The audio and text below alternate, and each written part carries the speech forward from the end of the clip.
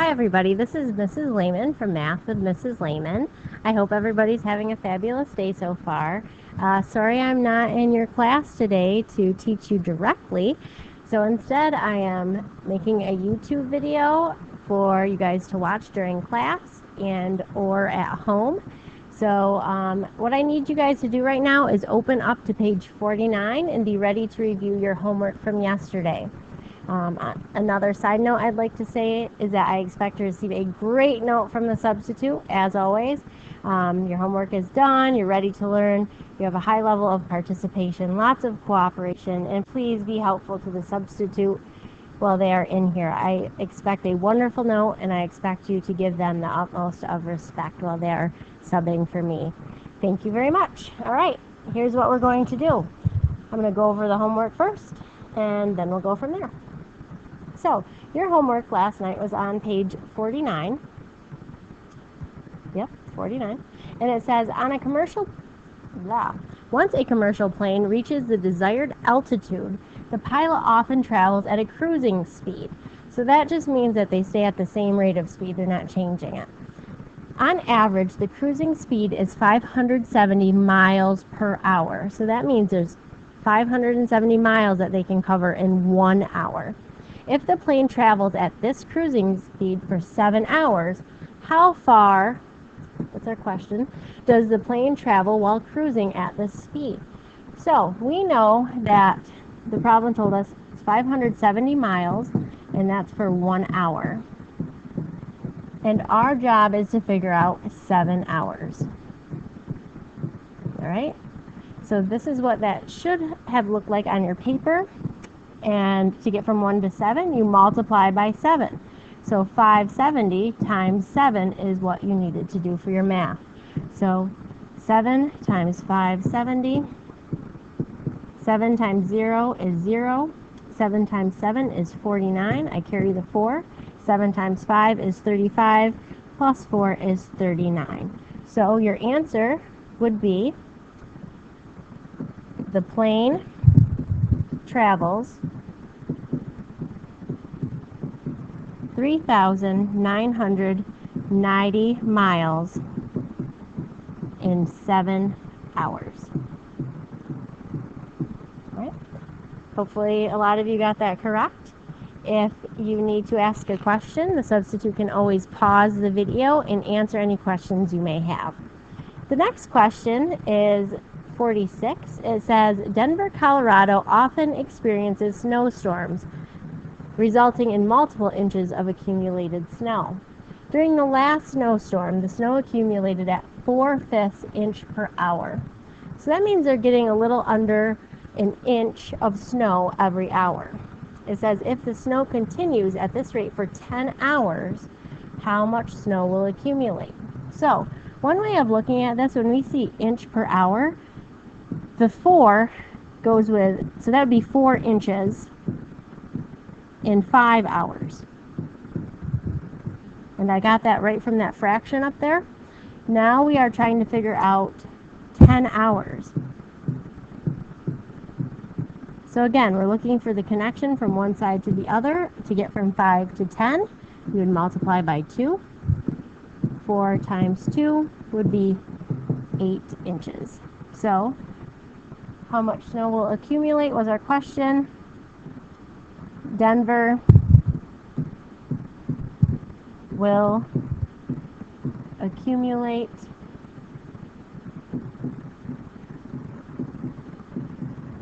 8 inches of snow in 10 hours. All right? Pretty much it all boils down to setting up a proportion and filling in what you know and figuring out what you're missing and find the connection and then solve from there. If you have any questions, please pause the video or ask the substitute to pause the video and ask. All right? If we're ready to move on, we are going to go over today's lesson.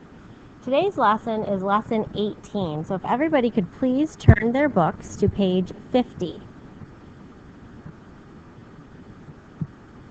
It says lesson 18, finding a rate by dividing two quantities. It says at Fun Burger, the Burger Master, that's quite the title, can make hamburgers at a rate of 4 burgers per minute. So in 1 minute, 4 burgers. In order to address the heavy volume of customers, he needs to continue at this rate for 30 minutes.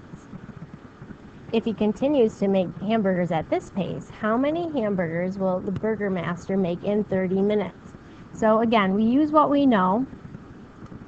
We're going to figure out how many hamburgers. So we underline that. All right, so we're going to use what we know. They gave us the original ratio here of 4 burgers.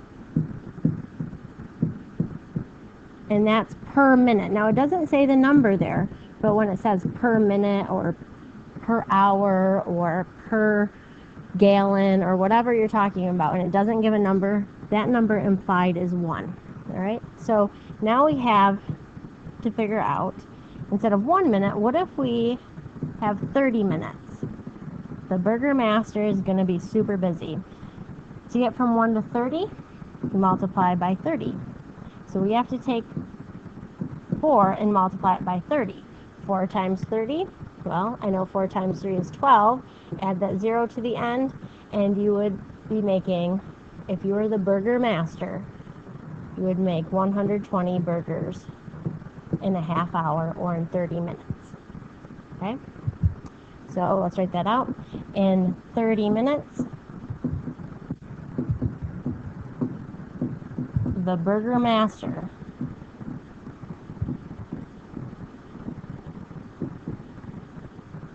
I wonder if he's like the Burger King. But anyway, in 30 minutes, the Burger Master can make 120 burgers.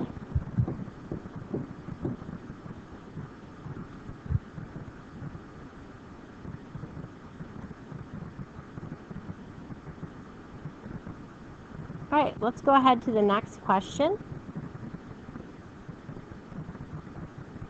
It says, Chandra is an editor at the New York Gazette. Her job is to read each article before it's printed. If Chandra can read 10 words per second, how many words can she read in 60 seconds? So again, start with what you've been given. In this case, we know she's reading 10 words for every second. So again, it doesn't tell us how many seconds. It's implied that that's out of 1 second. They gave you the unit rate. So 10 words in 1 second, we want to figure out 60 seconds. So again, to get from 1 to 60, we multiply by 60, and 10 times 60.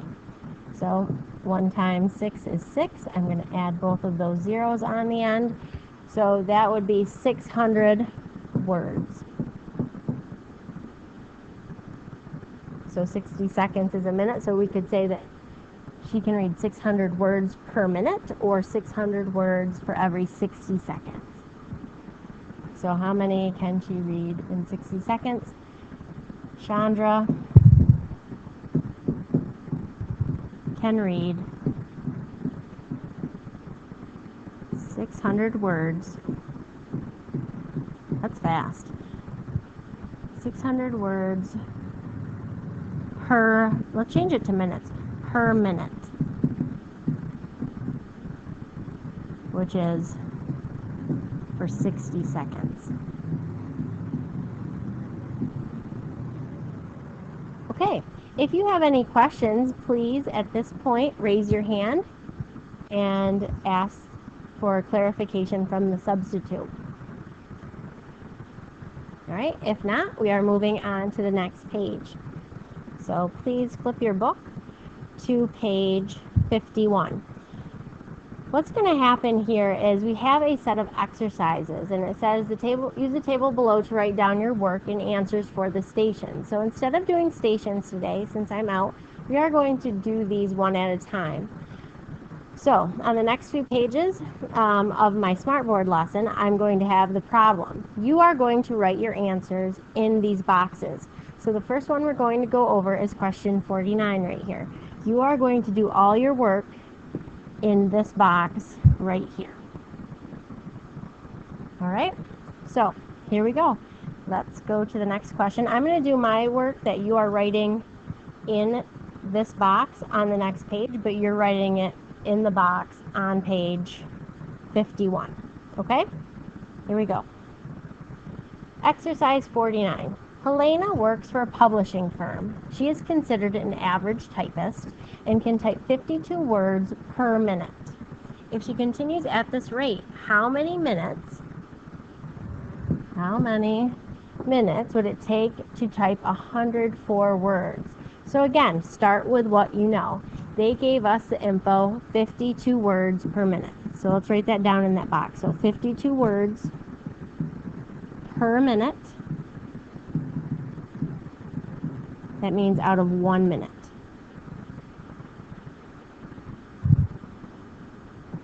What we need to do now is figure out how long it would take her to type 104 words. So we have a decision to make. Do we put it as our numerator or our denominator of our second ratio of our proportion? So because this says words right here, we are going to put the 104 up there on the top. Right? So to get from 52 to 104, we are going to multiply it by 2. Right? So we're going to do the same thing to the bottom. So 1 times 2 is 2. And that should be minutes. So the question is, how many minutes would it take Helena to type 104 words? We would answer 2 minutes. And I like to draw a box around the answer so it really highlights what we've decided to put down. All right? For the next one, what I'll do is I will read the question. I'd ask the substitute to then pause the video, let the students work for a few minutes while they figure out the answer, and then once a few minutes have gone by and kids mostly seem to be done, I'll have you push play and we'll go over the next one. So if everybody could work in the box that says exercise 50, we're going to answer this question. It says, Jackson test drives cars for a car company. Part of his job is to test the cruise control on a testing course. On his last test drive, Jackson set the cruise control at 48 miles per hour. Ooh, speed demon. And drove for 2 hours. How many miles did Jackson drive? So let's read that one more time. Jackson test drives cars for a car company. Part of his job is to test the cruise control on a testing course. On his last test drive, Jackson set the cruise control at 48 miles per hour and drove for 2 hours. How many miles did Jackson drive? Please push pause and then play when you're ready to go over it. Thank you. Okay, so we are going to go over this now. So you should have set up a proportion here. 48 miles per hour, and again, that means 1 hour. We are trying to figure out how far he's driving in 2 hours. So to get from this side to this side, you multiply by 2. 48 times 2 should have given you 96 miles. So again, bring that off to the side, 96 miles. Put a box around your answer. That is your answer for exercise 50. If you have any questions, please raise your hand.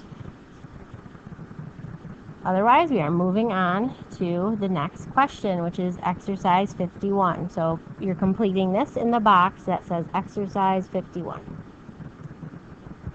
To train for an upcoming marathon, Alvin runs 9 miles a day. Go Alvin. If Alvin runs 9 miles every day for 30 days, he has more ambition than me, how many total miles will he run? So,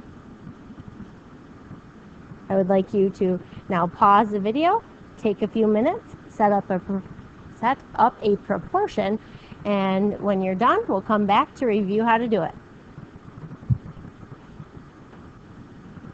Okay, welcome back. So we have Alvin, he's doing 9 miles a day. That's the same thing as saying per day, so out of every 1 day. And he's doing that for 30 days. So you were looking for this missing piece up here. To get from 1 to 30, you multiply by 30. Go over here, or up here I should say. 9 times 30 is 270 miles. Pat yourselves on the back if you've got an answer of 270 miles. If you did not get that answer, double check. Did you have a proportion set up? Did you show your work? All right, let's move on to exercise 52. It says, a library just hired Brittany to write reviews on different books. The job requires Brittany to read 3 books per week. If Brittany reads a total of 36 books, how many weeks will she work? So, again, please set up a proportion. I'm going to have the substitute please pause the video, and then when you guys are done, we'll go over it.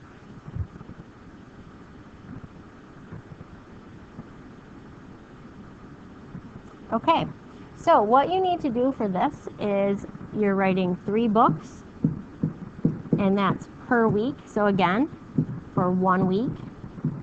And we know that she reads a total of 36 books. So we need to put that on top because books was over here, and down here we're missing the number of weeks. So to get from 3 to 36, you multiplied by 12, and 1 times 12 would give you 12 weeks.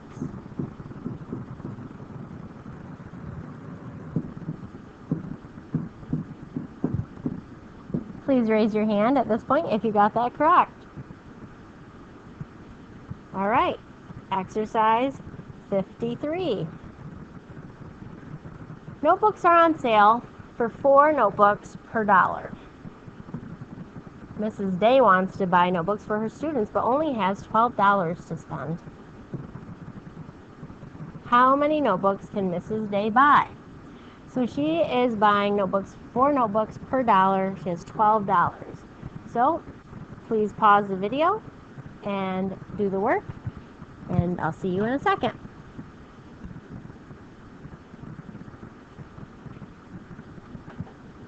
Okay, so we are going to use what we know. We've been given 4 notebooks for $1. So 4 notebooks, we're going to put NB for notebooks, and that's for $1. And we know she has $12. So we are going to put that down here as our denominator. So 1, to get from 1 to 12, we multiply by 12. So 4 times 12 is 48. So she was able to buy 48 notebooks. Whoops.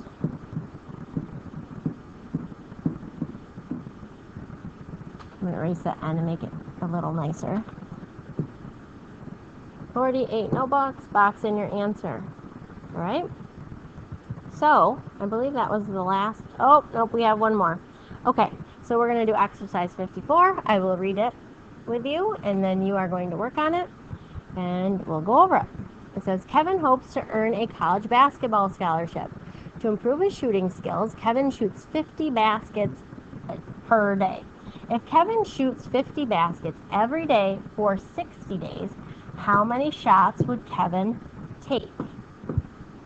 So, please pause the video, and I'll see you in a minute.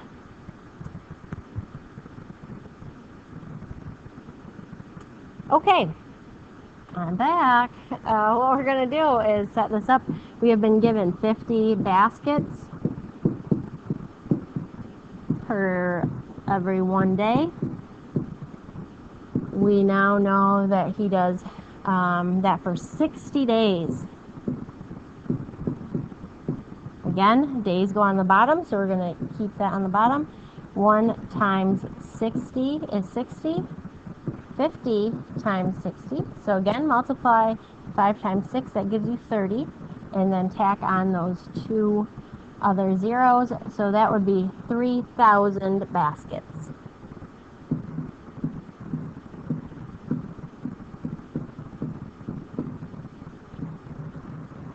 It's amazing how you get good at something if you practice. Remember that, kids. IXL. All right. Let's see.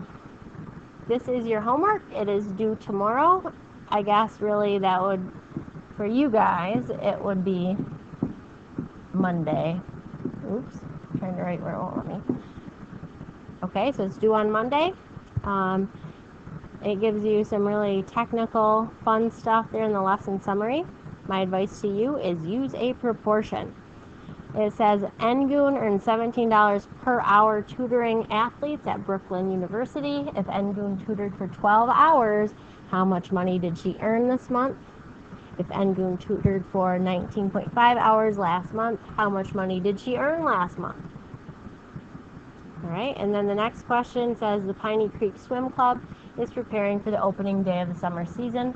The pool holds 22,410 gallons of water, and water is being pumped in at 540 gallons per hour. The swim club has its first practice in 42 hours. Will the pool be full in time? So you need to figure out how much time is it going to take to fill that pool. All right, or you can look at that and say, well, how much could they get pumped into the pool in those 42 hours to see if that would fill it up or not. You do not want to be the swimmer diving into a half-empty pool. Will the pool be full? Explain your answer. All right, guys, I hope you have a wonderful weekend. Again, thank you for making sure that you're super helpful to the substitute and that you're being extra respectable. And please push in your chairs at the end of class. If there's any time left over, please get to work on your homework. Thank you, guys. Again, don't forget to like and subscribe to Math with Mrs. Lehman. Have a great weekend. Bye.